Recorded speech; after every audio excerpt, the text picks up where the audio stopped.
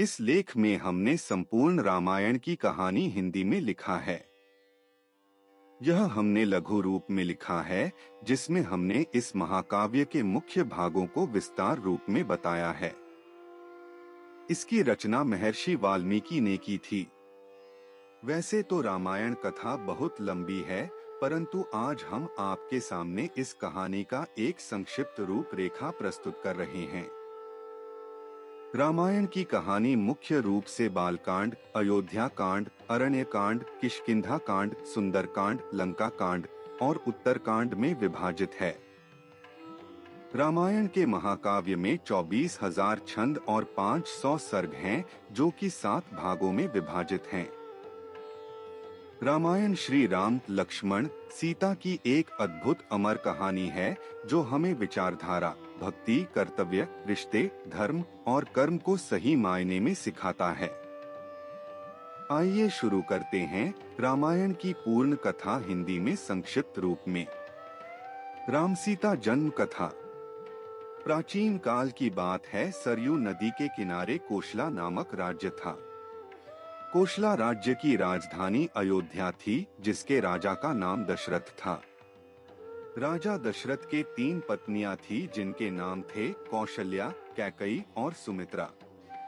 परंतु बहुत समय से उनकी कोई भी संतान नहीं थी, जिसके कारण उन्हें उत्तराधिकारी की कमी हमेशा सताती थी। इसके विषय में उन्होंने ऋषि वशिष्ठ से बात की और पुत्र कामिष्टि यज्ञ करवाया। यज्ञ के कारण उनकी पत्नियों को 4 पुत्र हुए। उनकी पहली पत्नी कौशल्या से राम, कैकई से भरत और सुमित्रा से लक्ष्मण और शत्रुघ्न का जन्म हुआ। सभी राजकुमार शास्त्रों और युद्ध कला में निपुण थे। जब राम 16 वर्ष के हुए, तब ऋषि विश्वामित्र रजा दशरथ के पास गए और यज्ञ में विघ्न डालने वाले राक्षसों का अंत करने में राम और लक्ष्मण की मदद मांगी। राम और लक्ष्मण ने इस कार्य को आदर से मान और कई राक्षसों का अंत किया, जिसके फलस्वरूप उन्हें ऋषि विश्वामित्र ने कई दिव्य अस्त्र प्रदान किए।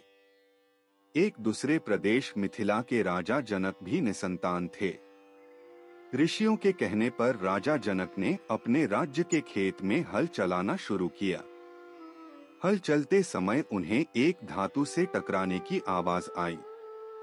जब राजा जनक ने देखा तो उन्हें सित के कलश में एक कन्या जमीन में गड़ी हुई मिली। उस कन्या को जैसी ही राजा जनक ने मिट्टी से निकाला, राज्य में बारिश होने लगी और उस कन्या को जनक अपने महल ले गए। सित के कलश में पाने के कारण उस कन्या का नाम सीता रखा गया। श्री राम और सीता विवाह। धीरे धीरे सीता बड़ी हुई और उनके विवाह का समय आया। श्री राम अयोध्या के राजा दशरथ के ज्येष्ठ पुत्र थे और माता सीता उनकी धर्मपत्नी थी। राम बहुत ही साहसी, बुद्धिमान और आज्ञाकारी और सीता बहुत ही सुंदर, उदार और पुण्यात्मा थी। माता सीता की मुलाकात श्री राम से उनके स्वयंवर में हुई, जो सीता माता के पिता मिथिला के राजा जनक द्वारा संयोजित किया गया था। यह स्वयंवर माता सीता के लिए अच्छे वर की खोज में आयोजित किया गया था। राजा जनक ने सीता का स्वयंवर रखा, जिसमें उन्होंने शिव जी के धनुष को उठाकर उसमें रस्सी चढ़ाने वाले व्यक्ति से सीता का विवाह कराने की शर्त राखी। उस आयोजन में कई राज्यों के राजकुमारों और राजाओं को आमंत्रित किया गया था। शर्त यह थी कि जो कोई भी शिव धनुष को उठाकर धनुष के तार को खींच सकेगा, उसी का विवाह सीता से होगा। सभी राजाओं ने कोशिश किया, परंतु वे धनुष को हिला भी ना सके। जब श्री राम की बारी आई तो श्री राम ने एक ही हाथ से धनुष उठा लिया और जैसे ही उसके तार को खींचने की कोशिश की, वह धनुष 2 टुकड़ों में टूट गया। इस प्रकार श्री राम और सीता का विवाह हुआ। इस प्रकार श्री राम का विवाह सीता से, लक्ष्मण का विवाह उर्मिला से, भरत का विवाह मांडवी से और शत्रुघ्न का विवाह श्रुतकीर्ति से हो गया। अयोध्या राजघराने में षड्यंत्र। अयोध्या के राजा दशरथ के 3 पत्नियां और 4 पुत्र थे। राम सभी भाइयों में बड़े थे और उनकी माता का नाम कौशल्या था। भरत राजा दशरथ के दूसरी और प्रिय पत्नी कैकेयी के पुत्र थे। दूसरे दो भाई थे, लक्ष्मण और शत्रुघ्न, जिनकी माता का नाम था सुमित्रा। जब राम को एक तरफ राज तिलक करने की तैयारी हो रही थी, तभी उसकी सौतेली माँ कैकेयी अपने पुत्र भरत को अयोध्या का राजा बनाने का षड्यंत्र रच रही थी। यह षड्यंत्र बूढ़ी मंथरा के द्वारा किया गया था। रानी कैकेयी ने एक बार राजा दशरथ की जीवन की रक्षा की थी। तब राजा दशरथ ने उन्हें कुछ भी मांगने के लिए पूछा था, पर कैकेयी ने कहा, समय आने पर मैं मांग लूंगी। उसी वचन के बल पर कैकेयी ने राजा दशरथ से पुत्र भरत के लिए अयोध्या का सिंहासन और राम के लिए 14 वर्ष का वनवास मांगा। श्री राम तो आज्ञाकारी थे, इसलिए उन्होंने अपने सौतेली माँ कैकेयी की बातों को आशीर्वाद माना और माता सीता और प्रिय भाई लक्ष्मण के साथ 14 वर्ष का वनवास व्यतीत करने के लिए राज्य छोड़कर चले गए। इस असीम दुख को राजा दशरथ सह नहीं पाए और उनकी मृत्यु हो गई। कैकेयी के पुत्र भरत को जब यह बात पता चली तो उसने भी राजगद्दी लेने से इनकार कर दिया। 14 वर्ष का वनवास। राम, सीता और लक्ष्मण वनवास के लिए निकल पड़े। रास्ते में उन्होंने कई असुरों का संहार किया और कई पवित्र और अच्छे लोगों से भी वे मिले। वे वन चित्रकूट में एक कुटिया बनाकर रहने लगे। एक बार की बात है, लंका के असुर राजा रावण की छोटी बहन शूर्पणखा ने राम को देखा और वह मोहित हो गई। उसने राम को पाने की कोशिश की, पर राम ने उत्तर दिया, मैं तो विवाहित हूँ, मेरे भाई लक्ष्मण से पूछ के देखो। तब शूर्पणखा लक्ष्मण के पास जाकर विवाह का प्रस्ताव रखने लगी, पर लक्ष्मण ने साफ इनकार कर दिया। तब शूर्पणखा ने क्रोधित होकर माता सीता पर आक्रमण कर दिया। यह देखकर लक्ष्मण ने चाकू से शूर्पणखा का नाक काट दिया। कटी हुई नाक के साथ रोते हुए जब शूर्पणखा लंका पहुंची तो सारी बातें जानकर रावण को बहुत क्रोध आया। उसने बाद रावण ने सीता हरण की योजना बनाई। सीता हरण योजना के तहत रावण ने मारीच राक्षस को चित्रकूट के कुटिया के पास एक सुंदर हिरण के रूप में भेजा। जब मारीच को माता सीता ने देखा तो उन्होंने श्री राम से उस हिरण को पकड़ के लाने के लिए कहा। सीता की बात को मानकर राम उस हिरण को पकड़ने उसके पीछे पीछे गए और लक्ष्मण को आदेश दिया कि वो सीता को छोड़कर कहीं ना जाए। बहुत पीछा करने के बाद राम ने उस हिरण को बाण से मारा। जैसे ही राम का बाण हिरण बने मारीच को लगा, वह अपने असली राक्षस रूप में आ गया और राम के आवाज में सीता और लक्ष्मण को मदद के लिए पुकारने लगा। सीता ने जब राम के आवाज में उस राक्षस के विलाप को देखा तो वो घबरा गई और उसने लक्ष्मण को राम की मदद के लिए वन जाने को कहा। लक्ष्मण ने सीता माता के कुटिया को चारों ओर से लक्ष्मण रेखा से सुरक्षित किया और वो श्री राम की खोज करने वन में चले गए। योजना के अनुसार रावण एक साधु के रूप में कुटिया पहुंचा और भिक्षाम देही का स्वर लगाने लगा। जैसे ही रावण ने कुटिया के पास लक्ष्मण रेखा पर अपना पैर रखा, उसका पैर जलने लगा। यह देखकर रावण ने माता सीता को बाहर आकर भोजन देने के लिए कहा। जैसे ही माता सीता लक्ष्मण रेखा से बाहर निकली, रावण ने पुष्पक विमान में सीता माता का हरण कर लिया।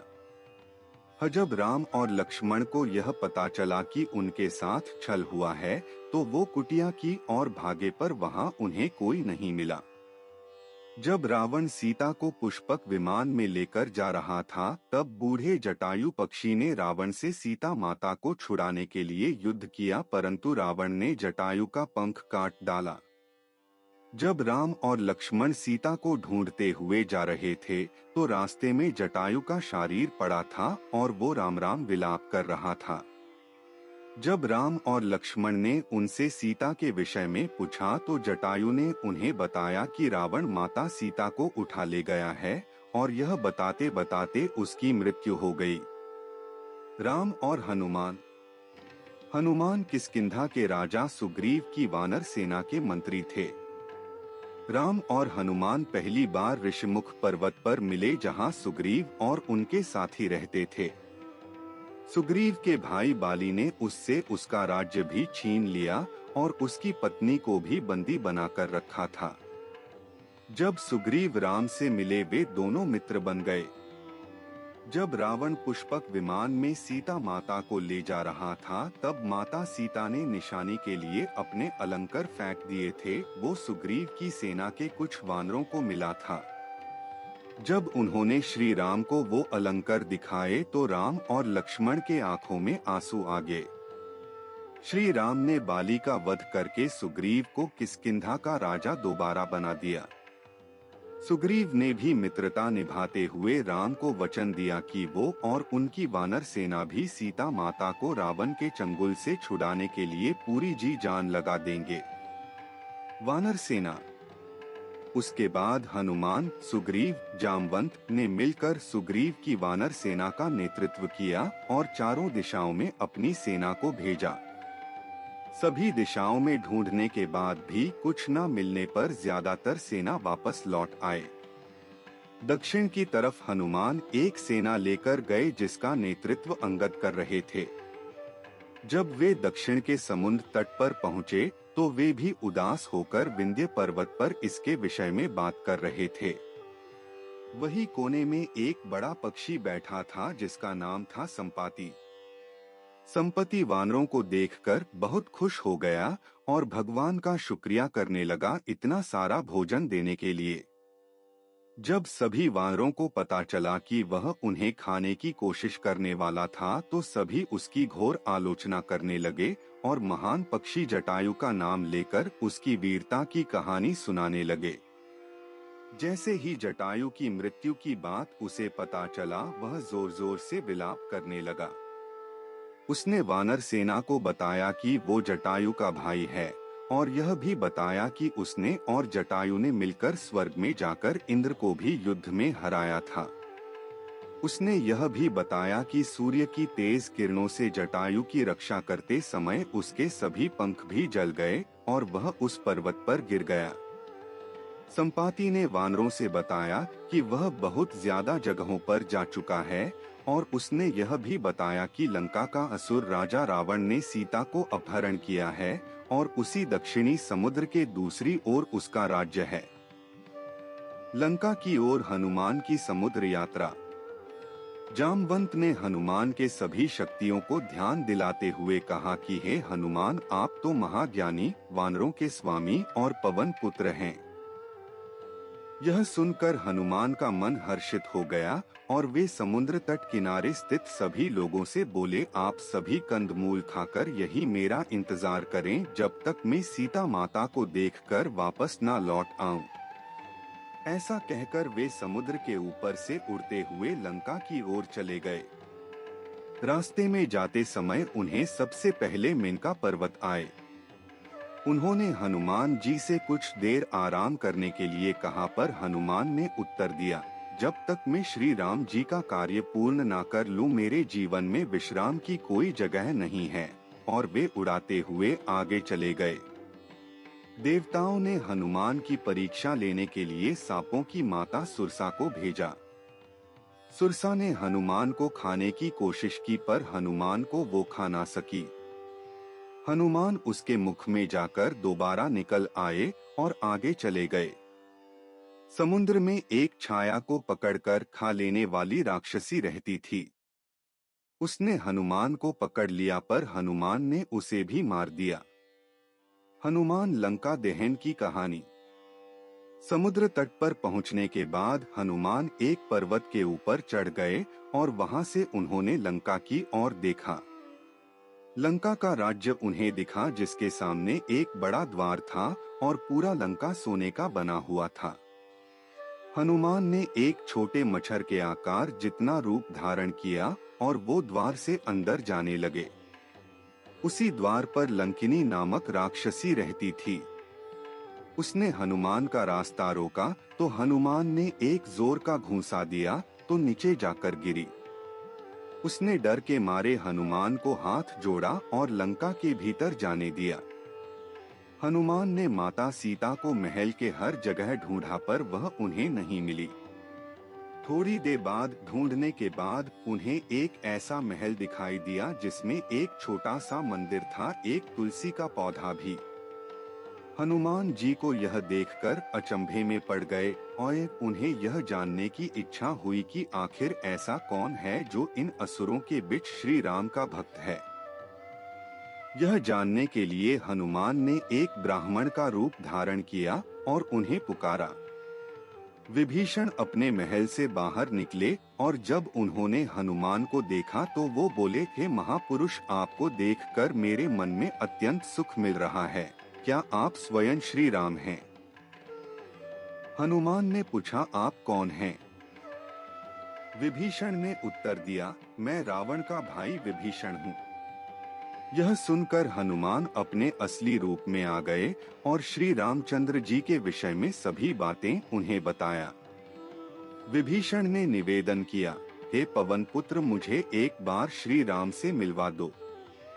हनुमान ने उत्तर दिया, मैं श्री राम जी से जरूर मिलवा दूंगा, परंतु पहले मुझे यह बताए कि मैं जानकी माता से कैसे मिल सकता हूँ।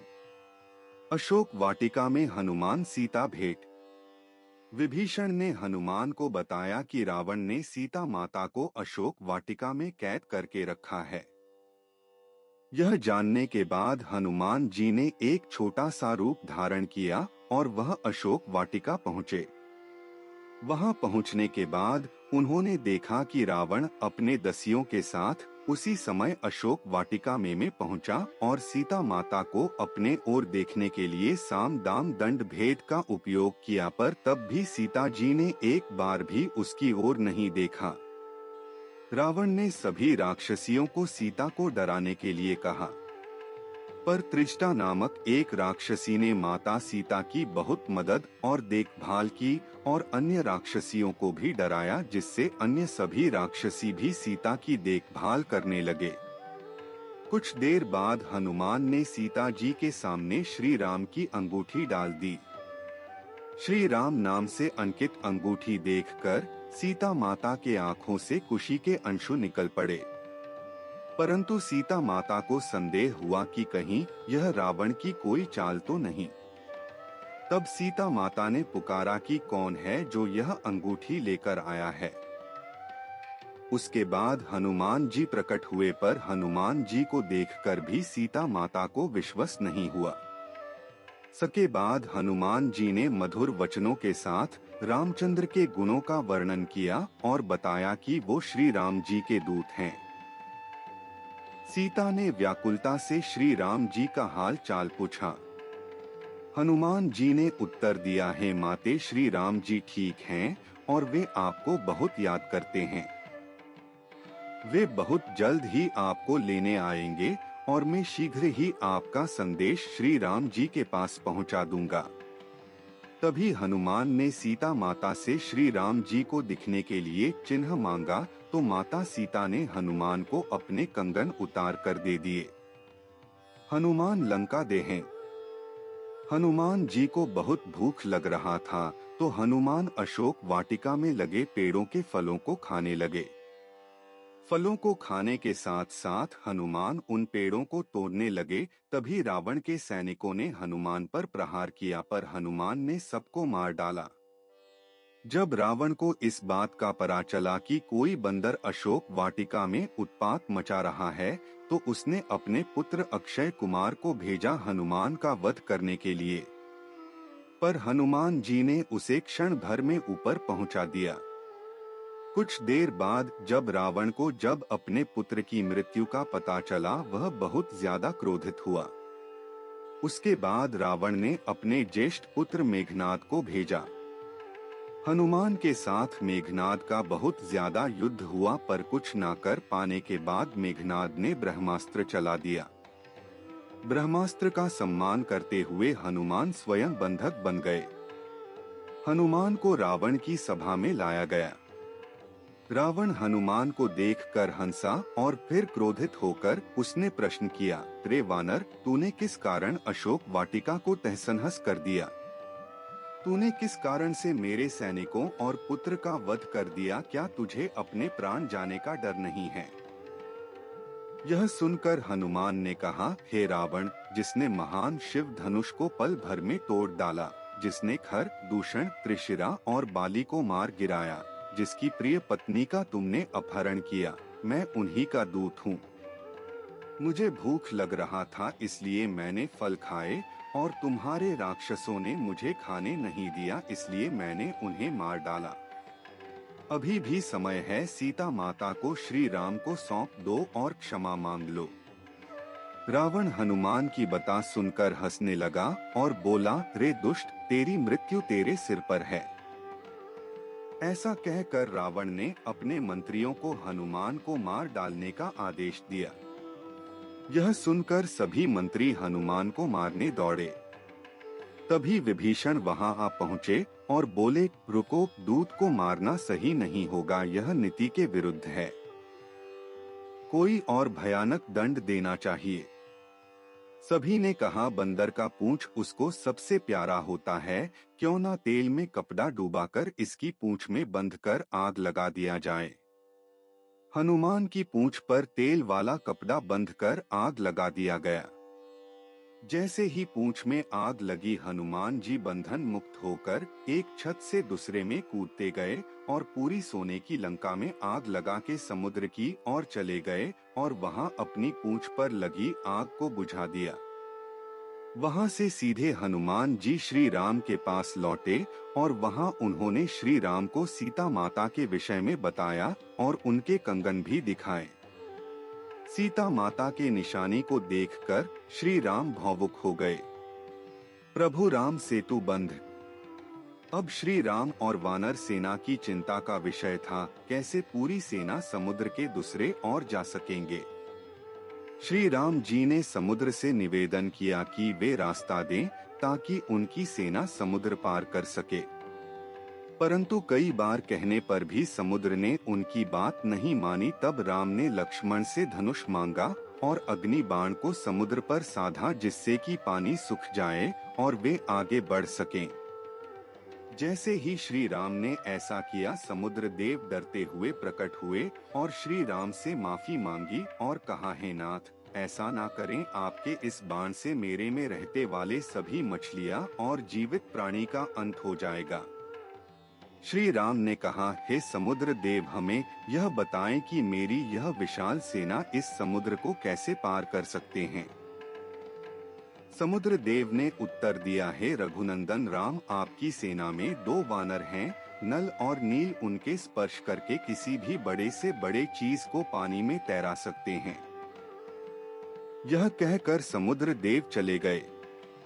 उनकी सलाह के अनुसार नल और नील ने पत्थर पर श्री राम के नाम लिखकर समुद्र में फेंक के देखा तो पत्थर तैरने लगा। उसके बाद एक करके नल नील समुद्र में पत्थर को समुद्र में फेंकते रहे और समुद्र के अगले छोर तक पहुंच गए। लंका में श्री राम की वानर सेना। श्री राम ने अपनी सेना के साथ समुद्र किनारे डेरा डाला। जब इस बात का पता रावण की पत्नी मंदोदरी को पता चला तो वो घबरा गई और उसने रावण को बहुत समझाया, पर वह नहीं समझा और सभा में चले गया। रावण के भाई विभीषण ने भी रावण को सभा में समझाया और सीता माता को सम्मान पूर्वक श्री राम को सौंप देने के लिए कहा, परंतु यह सुनकर रावण क्रोधित हो गया और अपने ही भाई को लात मार दिया, जिसके कारण विभीषण सीढ़ियों से नीचे आ गिरे। विभीषण ने अपना राज्य छोड़ दिया और वो श्री राम के पास गए। राम ने भी खुशी के साथ उन्हें स्वीकार किया और अपने डेरे में रहने की जगह दी। आखिरी बार श्री राम ने बाली पुत्र अंगद कुमार को भेजा, पर रावण तब भी नहीं माना। युद्ध आरंभ हुआ। श्री राम और रावण की सेना के बीच भीषण युद्ध हुआ।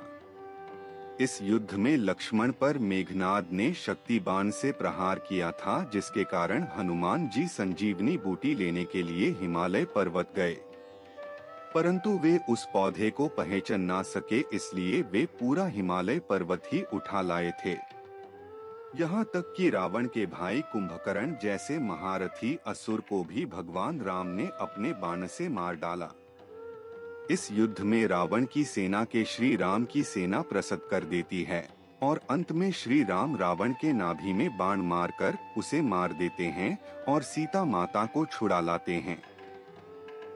श्री राम विभीषण को लंका का राजा बनाते देते हैं, परंतु राम माता सीता से मिलने से पूर्व उनकी अग्नि परीक्षा लेते हैं।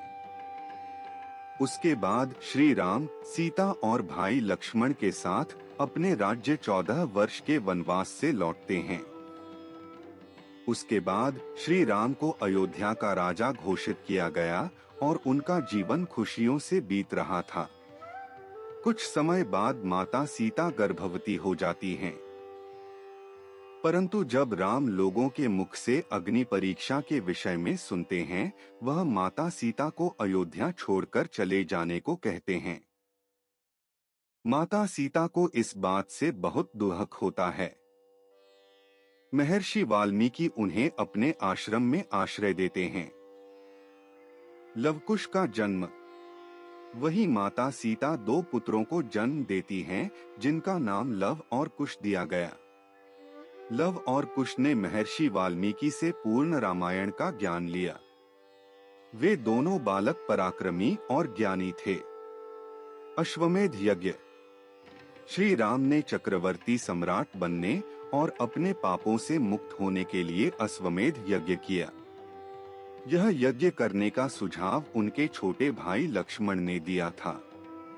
इस यज्ञ में एक घोड़े को स्वच्छंद रूप से छोड़ा जाता था। वह घोड़ा जितना ज्यादा क्षेत्र तक जाता था, उसे राज्य में सम्मिलित कर दिया जाता था। इस यज्ञ को पत्नी के बिना नहीं हो सकता था, इसलिए श्री राम ने माता सीता का स्वर्ण मूर्ति भी बनवाया था। जब श्री राम का घोड़ा स्वच्छंद रूप से छोड़ा गया, तब वह भी एक राज्य से दूसरे राज्य में गया। जब वह घोड़ा महर्षि वाल्मीकि के आश्रम के पास पहुंचा, तो लवकुश ने उसकी सुंदरता देखकर उसे पकड़ लिया। जब राम को पता चला, तो उन्होंने अपनी सेना को भेजा, परंतु लवकुश से युद्ध में सब हार गए। जब राम वहां पहुंचे, तो उन्होंने उन बालकों से पूछा कि वह किसके पुत्र हैं। तब लवकुश ने माता सीता का नाम लिया। जब राम ने यह सुना, तो उन्होंने बताया कि वह उनके पिता हैं। यह सुनकर लवकुश भी बहुत खुश हुए और राम से गले मिल गए।